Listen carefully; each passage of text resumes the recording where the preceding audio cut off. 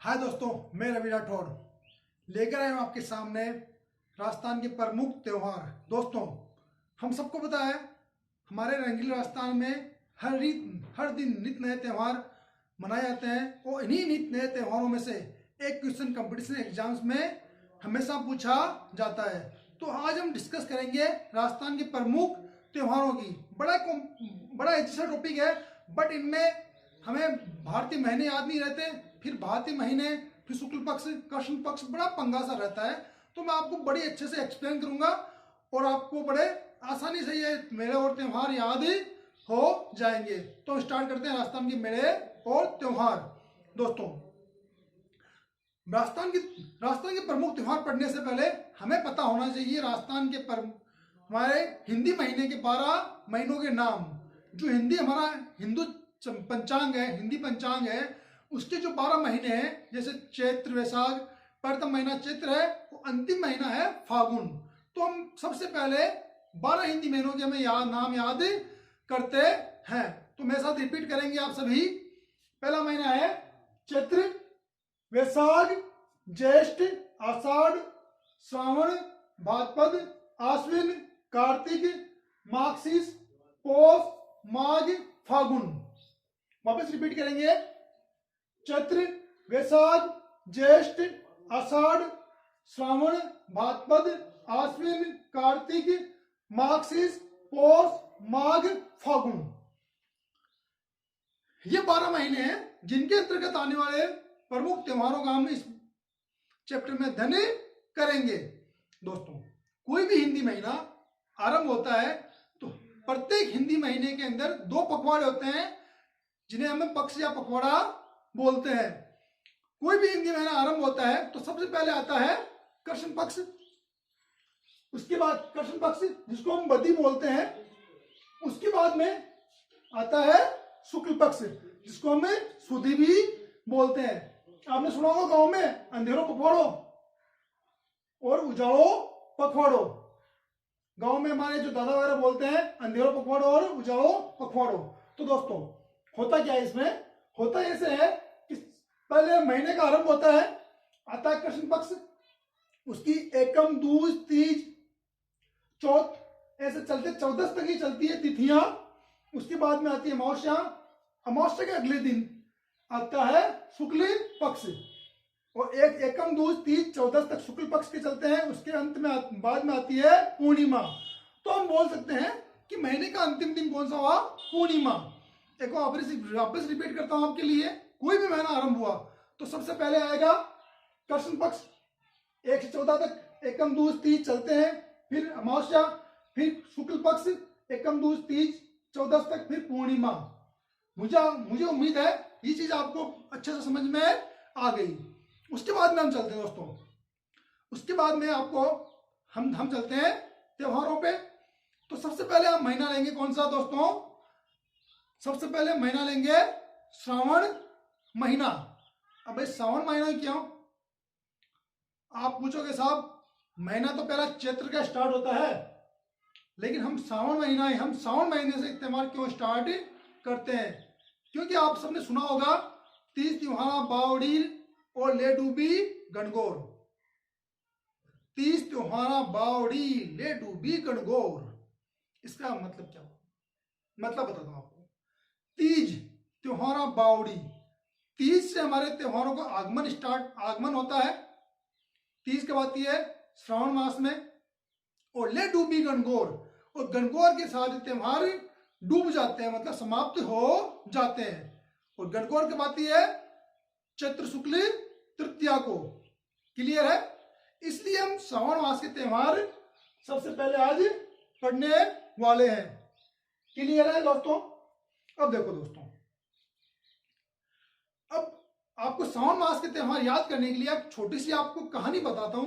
कहानी आप सबने सुनी होगी, हमारी दादी नानी उनसे बचपन में। तो हाँ, तो भाई कहानी आज थान में के बाड़ो हूं, ठीक है? मारवाड़ को हूँ और मारवाड़ी मस्ती हूँ, आराम पढ़ने में कोई दिक्कत नहीं। देखो अब क्या होता है, श्रावण मास में आपको एक छोटी सी कहानी सुनाता हूँ। हुकारो हुकारो बरसो सारा। कहानी क्या हो? बढ़िया सी कहानी। कहानी कौन सी है? श्रावण मास की कहानी।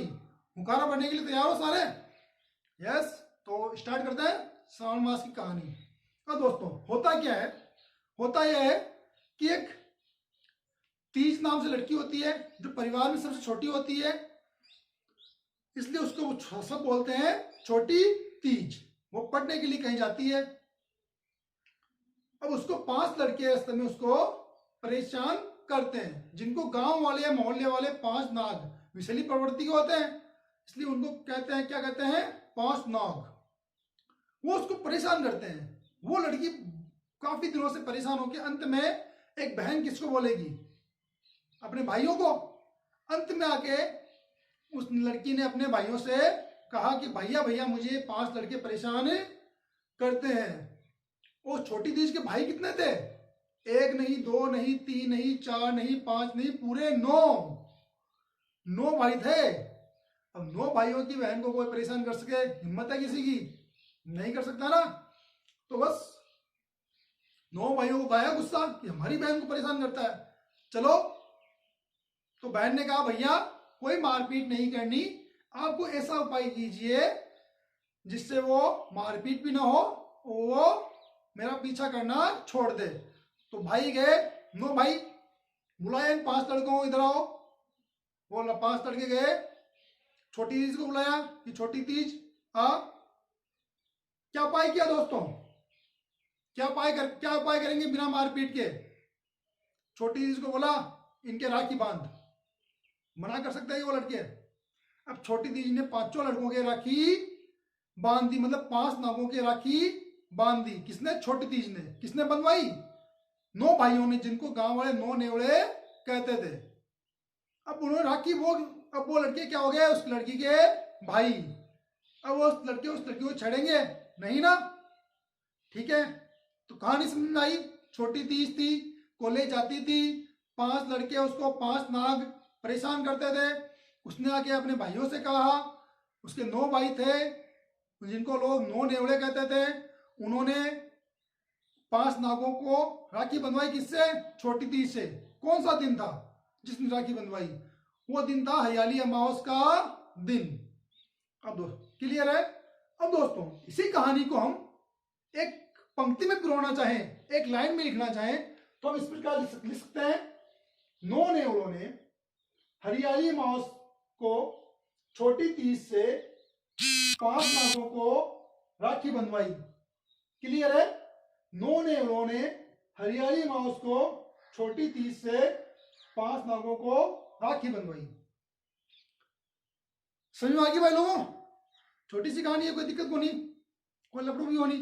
अब कहानी कहानी समझ में आ गई तो अगर श्रावण मास का त्योहार भी था नहीं याद हुईगा, कोई दिक्कत नहीं। ठीक है, अब देखो क्या बन सी कहानी, ठीक है ना? देखो अब आप आराम से देखना दोस्तों। 9 नेवले मतलब महीना कौन सा? श्रावण का। पक्ष कौन सा? महीने का आरंभ कौन से पक्ष से होता है? कृष्ण पक्ष से। 9 नवमी, कौन सी नवमी? नेवला नवमी, या इसको बोलते हैं निड्र नवमी। क्लियर है? अब अगला श्रावण कृष्ण नवमी, नेवला नवमी या निड्र नवमी। अगला हरियाली अमावस। हरियाली अमावस कब आती है? श्रावणी अमावस को। श्रावण अमावस को आती है हरियाली अमावस। इसका मेला कहां पड़ता है? मांगलियावास अजमेर में। नेक्स्ट छोटी तीज। अब अमावस के बाद में हमें पता है कौन सा पक्ष आता है? शुक्ल पक्ष। महीना कौन सा? श्रावण का। पक्ष कौन सा? अमावस के बाद में आता है शुक्ल पक्ष, शुक्ल। और तृतीया कौन सी तीज? छोटी तीज, इसको श्रावणी तीज भी कहते हैं। और इसका मेला कहां बढ़ता है दोस्तों? जयपुर में। जयपुर में इसकी छोटी तीज की भव्य सवारी भी निकाली जाती है। एक आती है बड़ी तीज जो अगले महीने में हम पढ़ेंगे। ठीक है, तो छोटी तीज कब आती है? श्रावण शुक्ल तृतीया छोटी तीज। क्लियर है? अब नेक्स्ट है 5 नाग। महीना कौन सा? श्रावण का। पक्ष कौन सा? शुक्ल पंचमी। श्रावण शुक्ल पंचमी, नाग पंचमी, इस दिन नाग देवता की पूजा की जाती है। क्लियर है? अब अंत में कौन सा बचा? राखी बंधवाई। तो राखी बंधवाई मतलब श्रावण पूर्णिमा, रक्षा बंधन। रक्षाबंधन के बारे में आप सबको पता है, भाई बहन के पवित्र रिश्ते का त्योहार होता है। और सत्य पूर्णिमा, इसको क्या बोलते हैं? सत्य पूर्णिमा या नारायण पूर्णिमा भी कहा जाता है। ये बात सबकी क्लियर है दोस्तों? आपको एक बार फिर से रिपीट करता हूं। 9 नेवलों ने हरियाली मास को छोटी तीज से 5 नागों को राखी बंधवाई। श्रावण 9 नेवले से श्रावण कृष्ण नवमी, नेला नवमी या निड नवमी, श्रावण अमावस, हरियाली अमावस, इसका मेला भरता है मंगलियावस अजमेर में। श्रावण शुक्ल तृतीया, छोटी तीज, इसको श्रावणी तीज भी कहते हैं, इसका मेला भरता है जयपुर में। 5 नाग, श्रावण शुक्ल पंचमी, नाग पंचमी, और श्रावण पूर्णिमा, रक्षाबंधन, इसको सत्य पूर्णिमा या नारियल पूर्णिमा भी कहा जाता है। क्लियर है दोस्तों? मुझे उम्मीद है कि आपको ये श्रावण मास के त्योहार अच्छे से याद हुए होंगे। हम इसी तरह आर्ट एंड कल्चर के राजस्थान के प्रमुख त्योहारों के पोर्शन में 12 महीनों के त्योहार इसी प्रकार हम छोटी छोटी कहानियों के माध्यम से बड़ी सरलता से हम इनका अध्ययन करने वाले हैं। तो इसके लिए आप मेरा भाद्रपद महीने का जो वीडियो है वो आप देखिए। और तब तक के लिए आप सबको धन्यवाद। जय मां करनी।